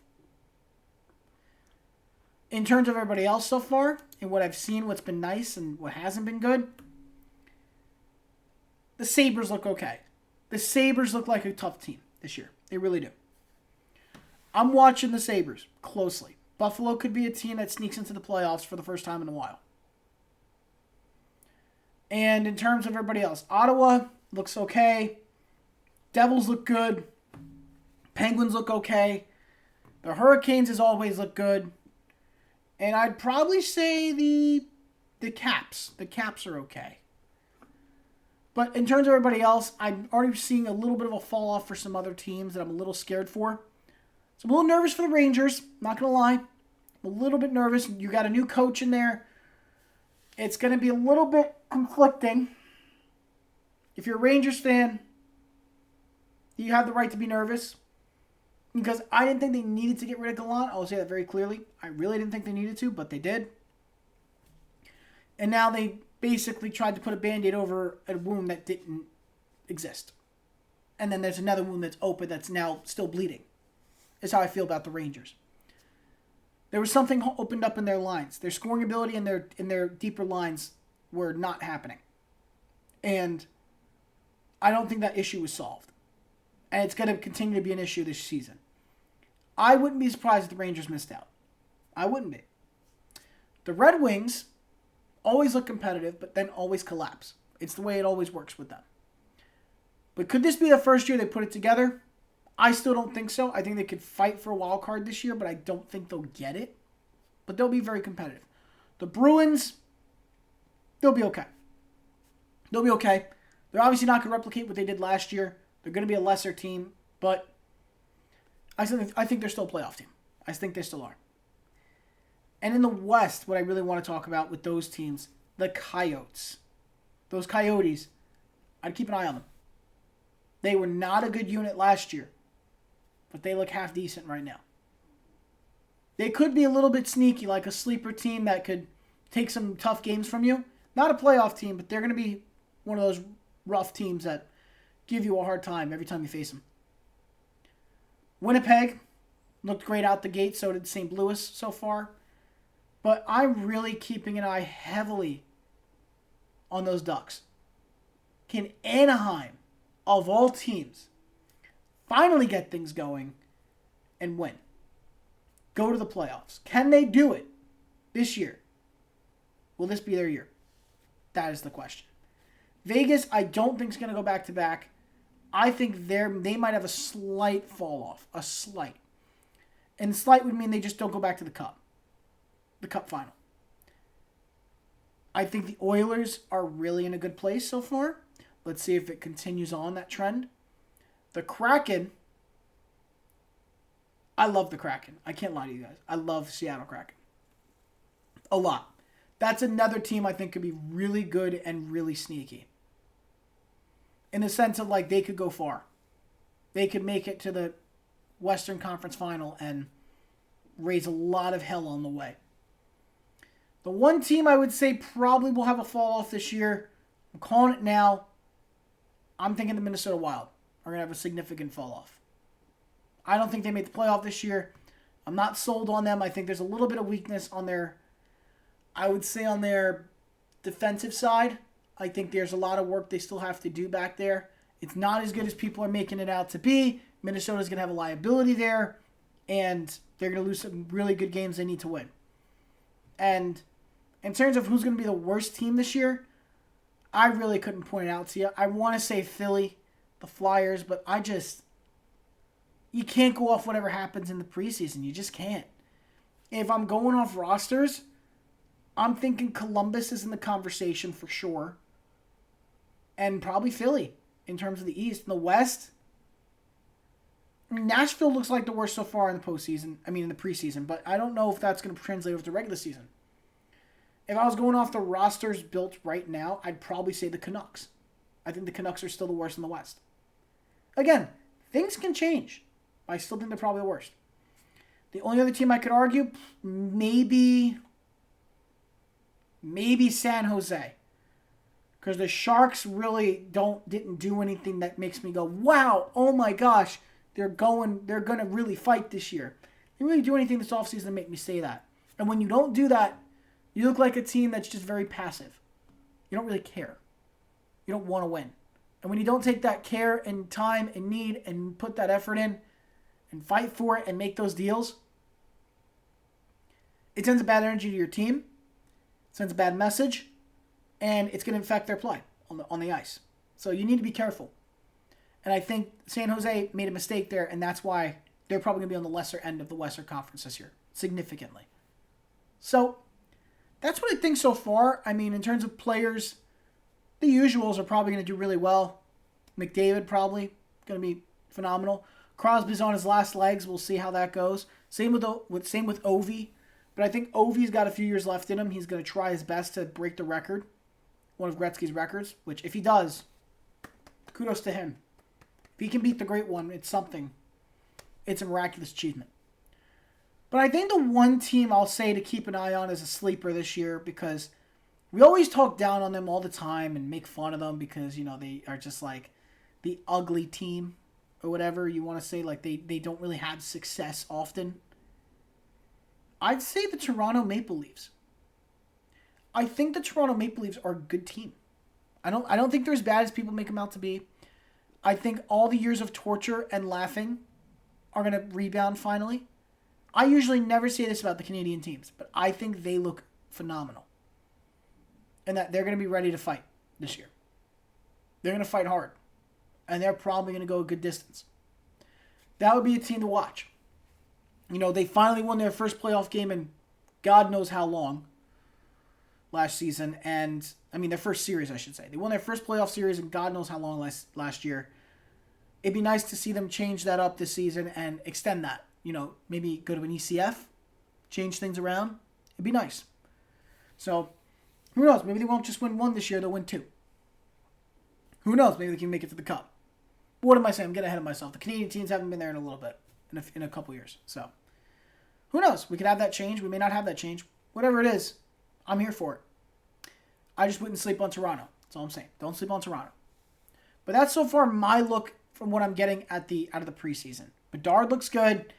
The teams you expect to do good are probably going to do good outside of the Lightning because of the injury. Couple teams to watch could be finishing at the bottom. Columbus probably. I'd say watch Philly. Watch out. I don't think Montreal can finish at the bottom this year. I'm a little iffy on them. In terms of the West, best teams you're looking at right now, Winnipeg as always. Anaheim looks really freaking good, but we don't know if that translates over. But the team to watch would probably be Vancouver. In terms of who finishes in last, Vancouver. And I would keep an eye on San Jose as the two worst in the West. And in terms of like really good in the Pacific or fall offs or anything, I think Vegas might have a fall off. And I'm feeling the same thing coming for the Wild in the West. In the East, I think I already said the Lightning are going to have a fall off. And I feel there's going to be a slight regression from the Penguins. Maybe a slight. But nothing too crazy. I think the Penguins are still a strong squad. They could still fight to get into places. To get into postseason, I should say. But nothing's given. Nothing's guaranteed. We'll see. But that is it for the NHL. Let's jump into another important topic. I want to discuss at least. Because I know a lot of people don't care about the XFL and the USFL, but this is a big deal to me. Because you're seeing a lot of spring football players make it to the NFL, into these big leagues, and it needs to be discussed. In this league, the XFL and the USFL are going to merge. Let's just get that out of the way. The XFL and the USFL are going to merge together and create a super team, a super league, in this sense. We've seen it happen before. It happened in the NFL. In the NFL, the reason why we have the teams we have today is because the NFL and the AFL merged back in the 1960s. And that's why we have all the teams we do now. Why it's so massive is because of a merger between two phenomenal leagues, two really good leagues, two really built leagues. That's the big thing. But from now on, you're probably going to be knowing them as the National Spring Football League, the NSFL. And if it's the NSFL, oh my. You're going to have a very interesting discussion. So yesterday, the USFL announced that they were going to have an intent to merge. So today, the USFL and the XFL announced their intention to merge. The new league will establish best-in-class operations based on the most recent seasons of both leagues. This historic combination will anchor professional spring football with substantial capabilities and resources to ensure future growth and continue to enhance the development of the collective players, coaches, and staff that are coming together. More details regarding the new league will be announced at a later date. So, confirmation now that they're making a new league. They're going to merge together, probably have more teams instead of having the 8 you'd see in both of them. Maybe get them to like 12. I'd say 12, and you have to get rid of a couple franchises, but 12 teams together, make a super league essentially, and slowly expand it. Build up the spring football brand. I would be super happy to see this. Honestly, I would be. Because I love having football around 24/7. So being able to have a spring football brand that everybody loves and respects, be able to do this, it just warms my heart because it makes me think of the NFL. And as long as the talent is somewhat similar to what the NFL can pull off, I'm okay with it and I can watch it. I can totally handle it. I think most of the fans would agree too. I got a lot of love and respect for the XFL and the USFL. A lot. And that's can't be understated. I absolutely do. And I think this is going to be really good for the brand of football. I think it's going to help them grow and become better. Now, as a unit, you're going to see a lot of talent come out of here. Some of the best players you've seen so far in the last year or so came from these two leagues. The returner that made the Pro Bowl from the Cowboys, he came from those leagues. The quarterback that was just picked up by the Bengals, who used to play for them, AJ McCarron, played in one of those leagues and was actually one of the best quarterbacks by far. I think he actually was the best quarterback that season, last season, but AJ McCarron, that is. And you're seeing more and more of a trend of these players getting chances in the league. And they end up getting picked up because the NFL is treating it as if it's almost a development league. So think about it like how baseball has the minor league system. In the minor league system, you've got so many different levels to it. You know, you've got AAA, AA, high A, low A. You have the rookie league, you have the international league. You have this. You have like a summer league, a collegiate. There's so many levels to it. And to add a development league for these players, to continue to show off their talents and what they can provide to teams, it's a big deal. Because it's not like you're playing against like college football level competition. You're playing against these guys who were on NFL rosters. These guys were in the practice squads. These guys were in tryouts. They were drafted at some point. They were either undrafted. They went to big schools. And you're facing off against these guys. And teams are seeing this. It's not like you're playing against some guys that, you know, say, oh, I went to let me think of a college. You went to D3 school. I went to Humboldt State. Okay, great. Went to Humboldt State. What does that do for me? What does it do? Nothing. So being able to sit there and say, I played against real competition. These guys went to Alabama. These guys went to Georgia Tech. These guys went to Florida. They went to A&M. They went to different spots. They were big schools, and were successful. It's a big advantage you could have. It's going to be really helpful for some of these players and for some of these guys really trying to get a chance in the NFL. I'm very happy for it. I'm very excited for it, and it's only going to make things better. So I expect all of you who are watching this to keep an eye on that too. That is going to be one of the best things for football you've ever seen. For spring football to add XFL, USFL together and maximize the rosters and the draft capabilities, beautiful. It's poetic. So yeah, that's my opinion on the XFL USFL merger. I think it's going to be really good for football and for the brand. And finally, in our final topic before we do our attempt, I should say, to do a call-in, we're going to talk about the college football Week 5 preview. We're going to give a preview into some of the games going on in college football in the top 25 this weekend, or I should say tomorrow, and see what it looks like in terms of how could it turn out, who do you bet on, what are the best bets, what could be possible upsets, the whole list goes on. Sorry, I'm drinking a lot of water because, a lot of talking. So, let's go into it a little bit, shall we? So, going into it a little bit here, let's see. So, college football. Starting tonight, the first game is at 9 o'clock. You can check it out on FS1 Number 10 ranked Utah up against Oregon State. Oregon State's 3-1 so far. They lost one game to an opponent in the Pac-12, but still ranked 19th in the country. Utah at number 10. Oregon State's a very tough team. I can't say it enough. They are very good. Something to definitely consider when you're facing them. They're not a pushover unit. What I will add is I think that this is one of those games that's trapped. So far, Oregon State's favored. -4.5. I'm not sold. I'm not sold. Their quarterback hasn't been bad, though.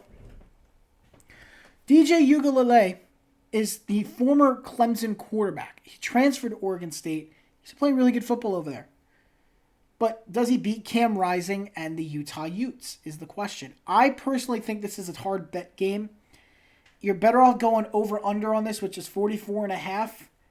Two good offenses, a good Utah defense, though. It'll be a tough game. I would probably take the over on this.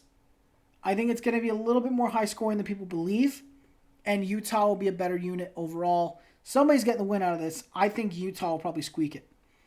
I think they're favoring Oregon State a little bit too much. I'm giving it to Utah. So if you're going to bet the spread tonight, I'd probably take Utah on the spread. Now, let's jump into Saturday's ranked games. Starting off with 12 o'clock on the Big Ten Network. Penn State, 4-0. Phenomenal year so far. They have had no issues going up against Northwestern in Northwestern. It's going to be a big game for Northwestern because they have not been having a good year. 2-2. Unranked. They want to be a lot better. They're not better. And Penn State's favored in this game heavily.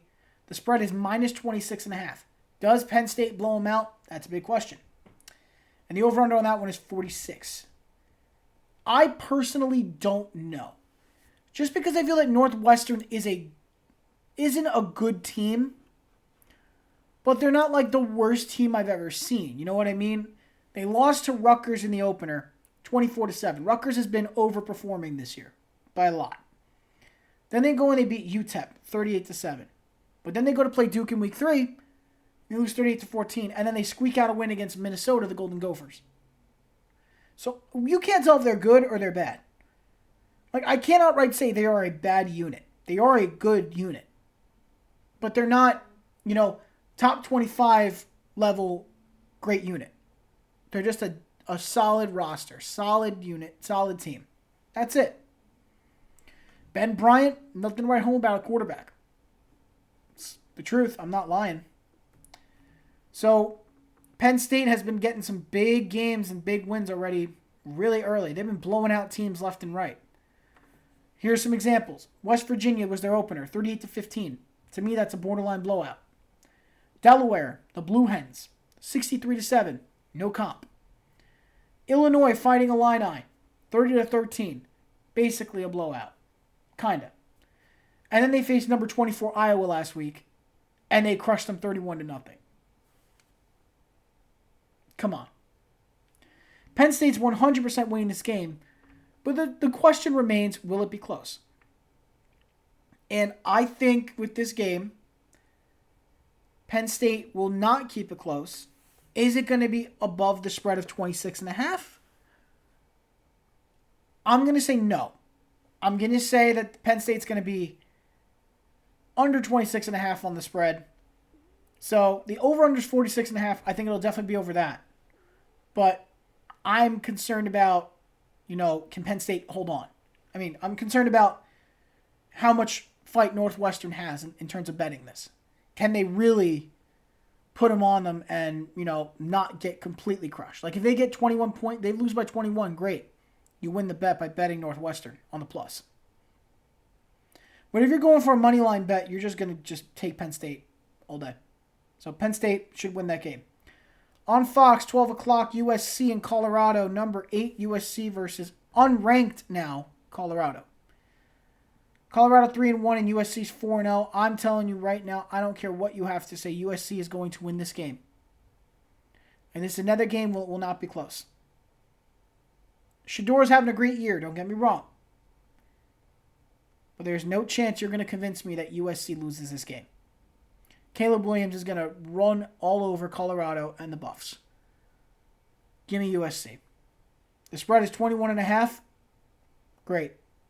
That's the spread. Colorado's the over-under for the game is 73. I don't know if we hit 73, but I'd probably take the under on that, but it's going to be a good game. That's going to be on Fox at 12 o'clock. ESPN on 12 o'clock is going to be number 22 Florida is going to be up against Kentucky. Kentucky favored by 1. It's going to be in Lexington at Kroger Field. I'll take it Florida. Nothing against Kentucky. I think their quarterback's a turnover machine. I don't think Leary is very smart with the football. Makes a lot of mistakes. And I think Florida's going to capitalize on that. That defense is so good. So good. Give me the Gators. 3:30 on Fox.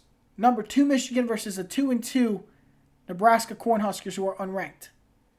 Michigan's favored by 17. And the over-under is 39 on that one. Oh, Michigan's going to run them over. No way. They are going to run them over. Nebraska's going to have no answer. Michigan's going to carve them up big time. Give me the Wolverines. 3:30 on ABC. You're going to have number 24 Kansas, out of nowhere by the way, against number 3 Texas. Texas favored 16.5. It's going to be in Austin at Texas Stadium. Over under 61. Quinn Ewers looking like a phenomenal player so far. No complaints about him. The big benefit to Kansas is they got a really good run game for them. Loving what they're doing there on the ground. Can they maintain that against a really good physical Texas team? No. Texas wins this. Kansas will give a good fight. Texas is winning this by at least 14. I don't know what I'm taking on that line. I might take the over. I might take Texas on the line, but I don't know. And the over-under 61. I'm impartial. I would take the under on that. Missouri and Vanderbilt. This is a ranked game somehow because it's 4 o'clock on SEC Network. Number 23, Missouri. Hasn't lost a single game yet. They have been very good. Can't be understated. They have been a phenomenal ground team. They got a great receiver in Burden the third.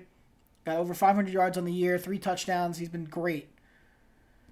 Missouri's going to be in Nashville to face the Vanderbilt Commodores.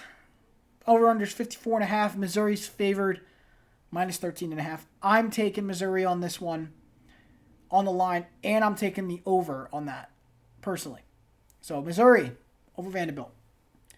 6 o'clock ESPN, you're getting number 13 LSU versus number 20 Ole Miss. Ole Miss coming off a rough loss last week against Alabama. It was close at first, and then it wasn't. So Ole Miss 3-1 against the 3-1 LSU Tigers. Jaden Daniels looking like the future star he is going to be in the NFL.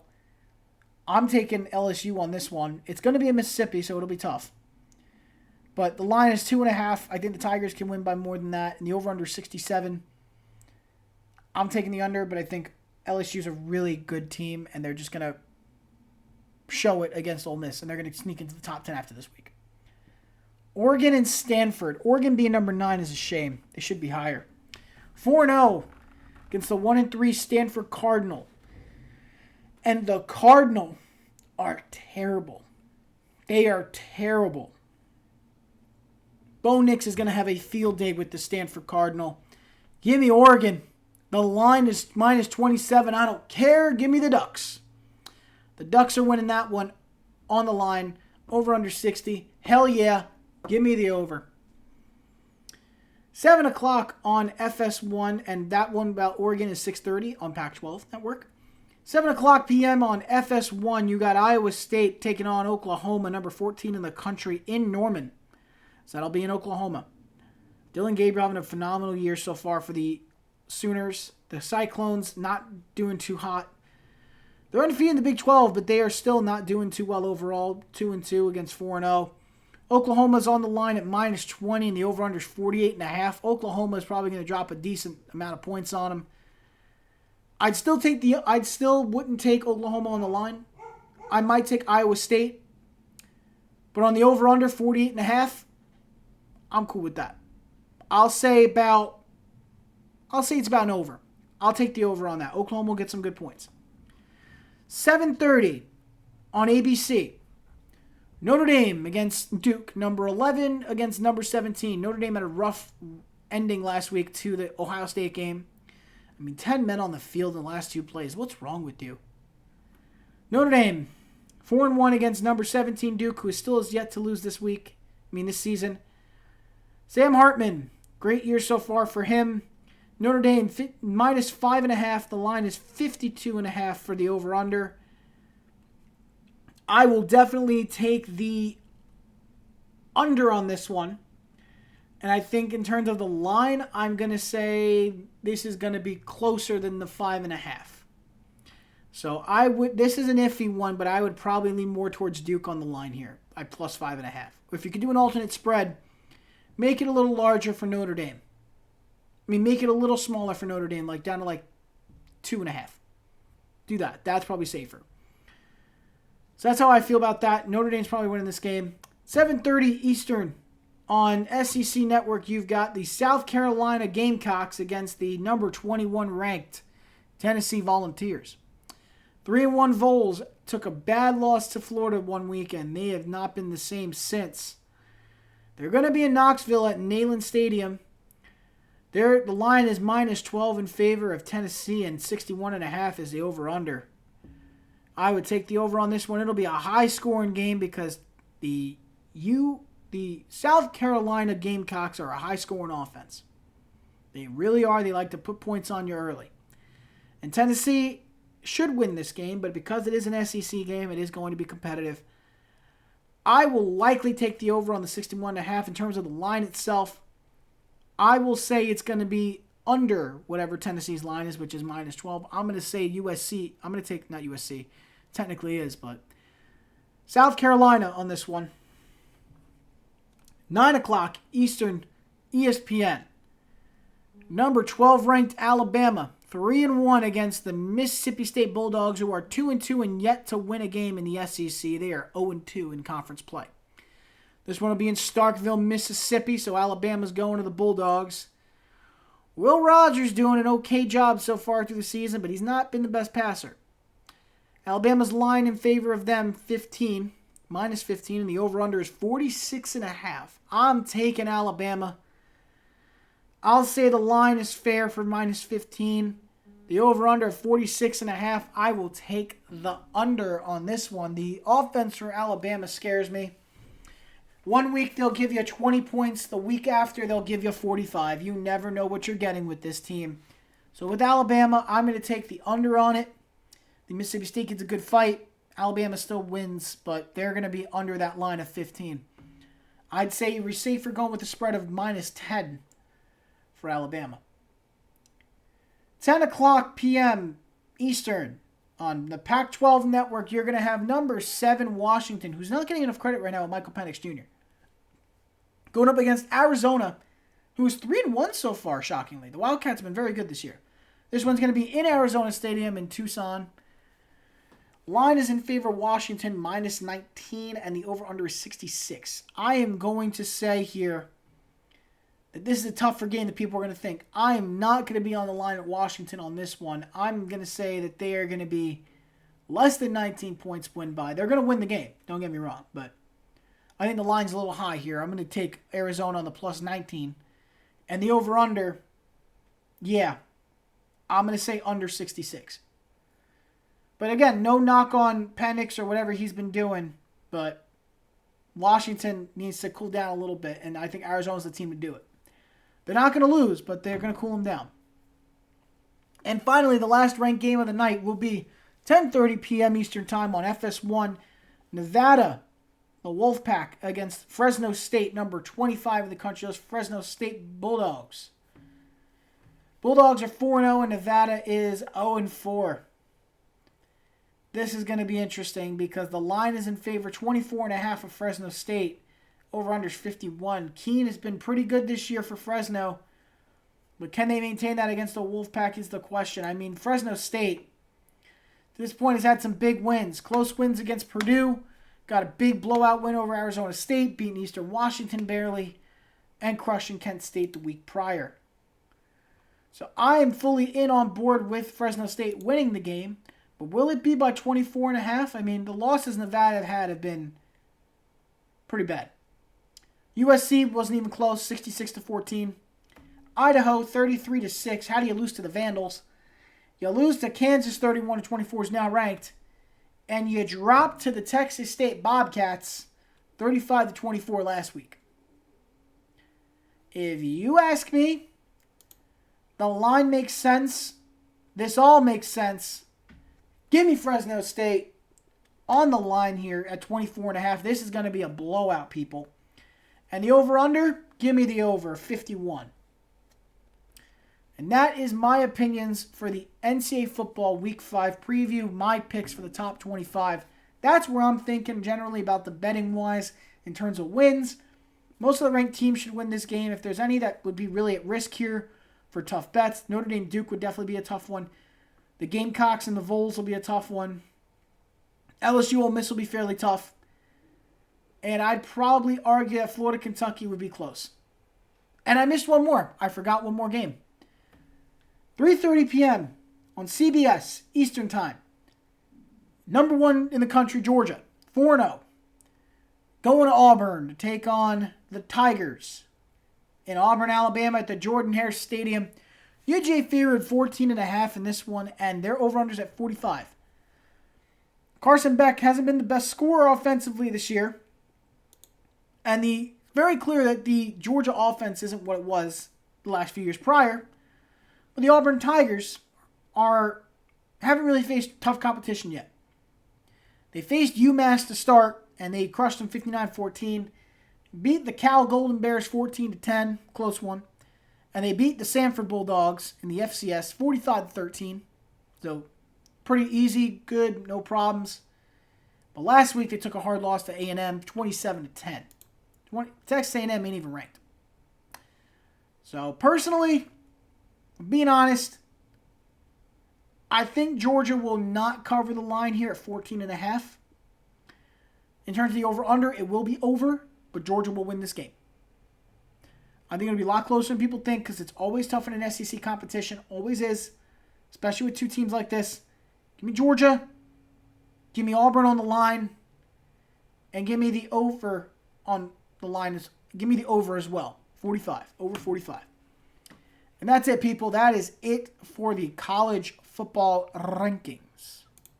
And for the way everything's going here. So, before we go into final thoughts on the podcast today, I am going to open this up. If you guys want to do a call into the show, please let me know. We're going to do that real quick soon. I'd love to see what you guys are thinking. If we could be able to do a live show, I'd be so happy right now. But unfortunately, I don't think we're going to pull it off here. I'll open a link anyway just so you guys have it. The link here to do this, to pull off to invite a guest into your stream, right? I'm going to put it up into the chat here. I don't know why I'm doing this, but I'm doing it anyway. Pasting it. This is the link here if you want to join in and do a live call-in for the show. Want to talk sports? We can talk sports. Whatever you guys want to do, the link is there. You click into that link. We can call into the show. We can talk a little bit about sports. Any questions you got, feel free to send it my way. If you got anything right now going on, or any questions that are on your mind, just let me know, and we'll make sure it's done. So while and it's pinned now to the chat so you guys can see it, you can click on it, jump into the room. I'll get notified if you guys climb into the room and decide to jump in and have fun. But right now, I want to talk about something else. So a couple things I want to shout out here. Things to talk about, major news in terms of that. One of the big things to talk about while we wait to find out what's going on. Let's add in some other news going on at the moment. The NBA is suspending free agent guard Josh Primo for 4 games for what is being termed as conduct detrimental. The Spurs ended up waiving him a year ago. But the NBA pro found that Primo engaged in inappropriate offensive behavior by exposing himself to women. Primo maintains his conduct was not intentional and the league did not find evidence that he engaged in any sexual or other misconduct apart from these brief exposures. So apparently, apart from these brief exposures he apparently is being suspended for 4 games anyway. I don't know what, that sounds very fishy to me, but I'm not going to talk about it. I'm not going to explore that. But if the Clippers, here's another one about the Clippers. If the Clippers pull off a trade for Drew Holiday now, it could cost a package of Terrence Mann, Ivica Zubats, Nick Batum, Robert Covington, Amir Coffey, and a 2028 first-round pick. But the core of Holiday, Kawhi, and PG-13 with sufficient depth would definitely make them a title contender in the West. They would definitely be fighting for a lot of spots. It'd be very good, personally. Now let's talk about something else. Apparently, prayers out right now to New York City and the people living out there. Apparently, they are experiencing some major flooding today. Pretty bad. The streets are flooded with water from the heavy rain today. And, prayers up to all of them. They're going to be okay. Heavy rain, bad storm came in. But that's it. That's all I can really say to that. But another thing on the Drew Holiday situation that we were talking about, the Sixers are making an aggressive push to acquire Drew Holiday. He used to be on that squad early in his career. Now they're interested in bringing him back. That would be very fun if they could pull that off. But yeah, we'll see. I really enjoy some of these things. The beauty of trades is that there's so many possibilities that can come from it. And this is just one of them. Anything could happen. Any team could get involved and go make a deal and pull it off. And that's what I saw with the Milwaukee Bucks. But if there's any other stories I could really talk about right now, what I can say is that there is one other piece of news that's kind of significant. The Buffalo Bills have ruled out their starting safety, Jordan Poyer, with the knee injury for Sunday's big matchup they have against the Miami Dolphins. So the Bills will be without one of their key starters in the defense, Jordan Poyer, against the Miami Dolphins, which means the Miami Dolphins offense is going to go absolutely wild. That is not good at all. They cannot have that. Unbelievable. Good luck to them getting that victory now. Nothing else to say. Also want to give a congratulations and a big farewell to one of the greatest managers the game has ever seen, Terry Francona. Officially managed his last game for the Cleveland Guardians and in baseball altogether this past week. He's going to finish it off this weekend. Nothing but love for one of the best to ever do it. Man turned around the entire Boston Red Sox franchise in the early 2000s and made them into the force they are today. Remember, they still have the most World Series victories in this century. In this specific century. Since 2000, they have the most World Series wins. Never forget that. So, best of luck in retirement. We all love you and we all pulling for you, man. We're so happy that you're being able to enjoy life now and be with your family. We're very grateful. But yes, that is what it's looking like right now. Again, call-in is open. If you guys click the link here in the chat, you'll be able to jump in if you guys want to talk some sports, ask any questions. This is all open right here. This way you guys can come in and communicate and see what you guys are thinking. But let's see if there's one other story we could talk about before I close up the call, before I close up the open calls. I heard a little speculation about what's going on with the MVP awards in the NFL and the MLB, I should say. In the National League MVP conversation, it's pretty clear it's going to be Ronald Acuna Jr., first 40-70 season ever. And Dodgers fans will still tell you Mookie Betts should win it. But I'll tell you this, they both have had very good years in terms of WAR, the WAR rating. But nobody's done what Acuna's ever done. He did things that even Ricky couldn't do. Ricky Henderson couldn't do it. So, I give the edge to Acuna off that bat. Unbelievable. Unbelievable. But there's an interesting development we're seeing going on right now. Something happened with the Browns today. Watson threw a pass and he walked over to the trainer at the start of practice. So now they're prepping DTR at the moment to take some first team reps. That is not spelling good news for the Browns. So looking like Dorian Thompson-Robinson could be the one to play for the Browns this weekend if this is a serious injury. But he is off the field now. Not good. Also this weekend, Bryce Young is trending to play. He's expected to play this weekend. But apparently Watson not looking too good. He threw 2 passes and now he's walking off. That's the story. Deshaun Watson is in trouble. We got an issue. Once again, he's nursing a sore right shoulder.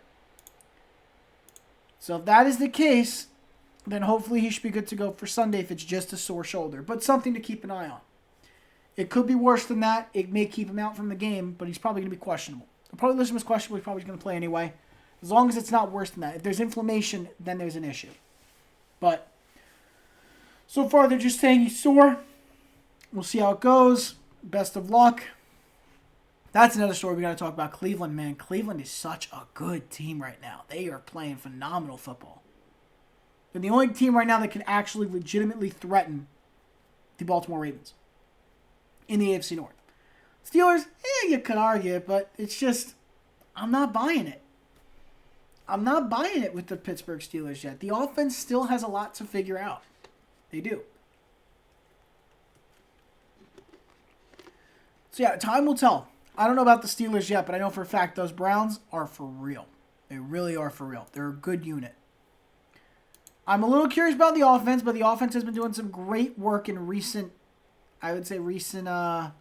weeks. And we're going to experiment a little bit more with this show moving forward. So this is where I'm probably going to wrap it up.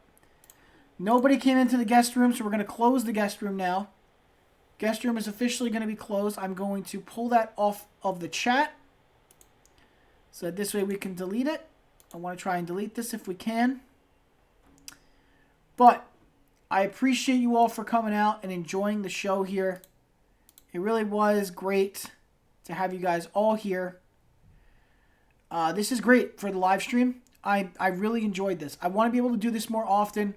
Again, every weekday morning, 10 a.m., try to go for this no more than 2 hours. Get it done, whatever we got to do.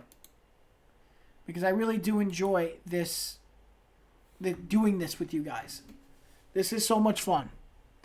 And all I want to do is ever just talk about sports all the time. That's my love. I love talking about sports. I love interacting with fans. It's a great thing. And I know you guys want to be able to get out of your system and talk about how you're feeling and talk about what's going on in the sports world. This is the best way to do it. So the Brian Mansell Show, ending here. Thank you all for watching and tuning in. You guys can also check out a replay of this on Twitch here. It'll be on for a week. You can also now find this on Spotify in a couple hours. Same thing goes for on YouTube. I'll have a full clip of everything that happened on this stream on there with the full stream itself. So again, thank you guys so much for watching. We'll be back on Monday with a new show, Monday morning, 10 a.m. Eastern Standard Time. But until then, have a great weekend and enjoy. Keep an eye on that MLB postseason. So much happening this weekend. That's where you got to watch. So, be good, everybody.